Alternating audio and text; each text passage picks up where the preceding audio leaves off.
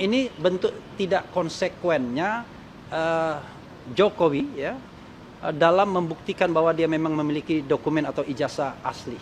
Bahwa permohonan ini kami buat guna kepentingan perlindungan hak-hak hukum klien kami yang telah ditersangkakan sehubungan perkara ijazah saudara Joko Widodo. Berdasarkan hal tersebut di atas, maka kami mohon dengan hormat PPID Polda Metro Jaya dapat memberikan dokumen-dokumen yang kami minta tersebut. Demikian surat ini kami sampaikan atas perhatian dan kerjasama yang baik. Kami sampaikan terima kasih. Hormat kami, pemohon informasi, kuasa hukum Bala RRT, Dr. Andes Abdullah Al-Katiri SH MBA, dan kemudian juga ditembuskan kepada Presiden Republik Indonesia Bapak Prabowo Subianto, Komisi 3 DPR RI, Kepala Kepolisian Republik Indonesia dalam kurung Kapolri, Kepala Kepolisian Daerah Polda Metro Jaya, Ketua Komisioner Komisi Informasi Pusat RI, dan Arsip. Jadi nanti akan ada kaitannya dengan Komisi Informasi Pusat kalau seandainya PPID Polda Metro Jaya tidak tunduk. Jadi dasar dari permohonan ini adalah Undang-Undang Kebebasan Informasi Publik. Jadi ada hak publik untuk meminta informasi publik yang tidak dikecualikan, ya. Jadi kalau dikecualikan, ditutup misalnya, itu boleh. Tetapi kalau itu informasi umum, apalagi ini terkait dengan barang bukti atau alat bukti yang bisa menersangkakan orang, maka tentu justified untuk meminta sebenarnya barang bukti apa sih yang sudah diberikan yang menyebabkan Roy Rismontiva ini kemudian ditersangkakan.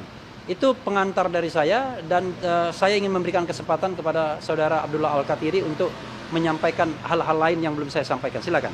Ya, terima kasih.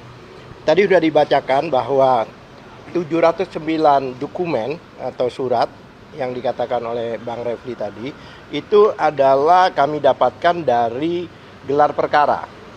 Gelar perkara pada saat itu khusus yang disampaikan bahwa ada barang bukti 709. Ya kan? Dan juga kita juga sudah mendapatkan langsung dari PPID UGM, yaitu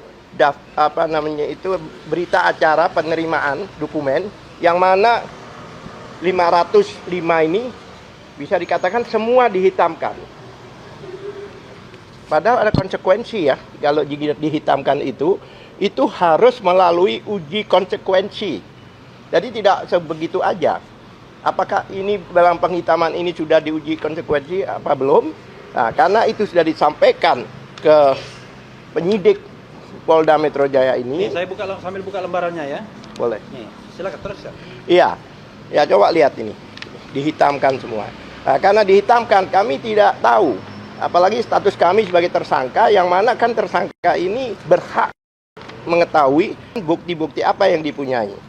Dan kami tidak yakin bahwa 709 dan sampai 505 itu adalah benar-benar bukti dari perbuatan pidana. Yang dimaksud barang bukti itu adalah barang bukti yang berhubungan langsung dengan perbuatan pidana. Bukan cuma barang-barangnya orang dikumpulin dan sebagainya. Oleh sebab itu, karena kami penasaran, kami juga ajukan ke PPID, yaitu daftar. Kami minta daftar loh. Daftar 709 yang dari gelar perkara dan 505 itu yang langsung dari UGM yang ditembuskan pada kami. Tuh, hitam semua itu. Huh? Ya itu, terus. Ya, semuanya dihitamkan. 505. Ya, ini. 505. Ya. Saya juga bingung apakah mereka itu disita. Apakah mereka mau barang-barangnya disita. Contohnya ijazah pembanding dan sebagainya. Kami tidak yakin. Apakah paham yang seharusnya disita itu adalah bukti yang langsung berhubungan dengan perbuatan itu. Salah satu contoh ya, kalau ada satu peristiwa keracunan, ada satu cingkir yang dibuat meracun orang sehingga terjadilah kematian seseorang, maka yang disita ini cingkir ini.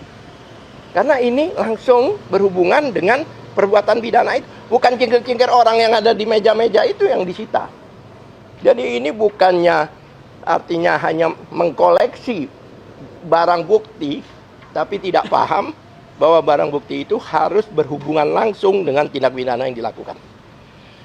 Oleh sebab itu, kami yakin sesuai Undang-Undang KIP, maka kami ajukan ke PPID Polda Metro Jaya sini. Yang mana dalam 10 hari mereka harus menjawab. Jika tidak menjawab, biasanya ada toleransi 7 hari. Jika tidak dijawab, maka kita akan ajukan ke atasan BPID. Dan itu dalam waktu 30 hari. Jika tetap tidak dijawab, terpaksa kami ajukan permohonan sengketa di KIP. Atau biasa permohonan, kalau orang awam bilang gugatan ya kan, ke KIP. Karena KIP pasti mempertanyakan apakah yang dihitam-hitam ini memang sudah melalui uji konsekuensi. Uji konsekuensi itu bukan katanya, tapi harus sesuai dengan ketentuan undang-undang. Khususnya undang-undang KIP, yaitu Undang-Undang Nomor 14 2008. Itu saya sampaikan. Barangkali ada pertanyaan? Ya, saya tambahkan sedikit. Jadi kawan-kawan semua, ya, biar tidak misleading, sesungguhnya kasus ini adalah kasus yang menersangkakan Roy Rismond dan Tifa. Maka sesungguhnya kan yang harus dicari barang bukti dan kemudian jadi alat buktinya adalah apakah kemudian RRT, Roy Rismond Tifa, itu betul-betul melakukan sebuah tindak pidana, dugaan tindak pidana sebagaimana disangkakan kepada mereka. Tindak pidana fitnah, tindak pidana pencemaran nama baik, tindak pidana ujaran kebencian, tindak pidana mengedit dokumen dan merusak dokumen publik, tindak pidana membuat dokumen yang tidak otentik menjadi otentik. Tetapi ini bukan sidang pembuktian ijazah sesungguhnya. Nah, kami khawatir jangan-jangan 709 itu nggak ada kaitannya dengan RRT, tetapi so-called ingin membuktikan bahwa ijazah Jokowi asli. Kalau itu masalahnya, ya harusnya dia datang ke CLS, Citizen Lawsuit, bawa semua bukti bahwa ijazah itu asli. Nah, ini kan aneh, mereka menunggu sidang pidana, tetapi sidang pembuktian yang sudah running, berjalan, tidak mereka ikuti. Padahal katanya kalau dipanggil pengadilan mereka akan datang. Nah, ini bentuk tidak konsekuennya Jokowi ya dalam membuktikan bahwa dia memang memiliki dokumen atau ijazah asli. Download Tribun X sekarang, menghadirkan lokal menjadi Indonesia.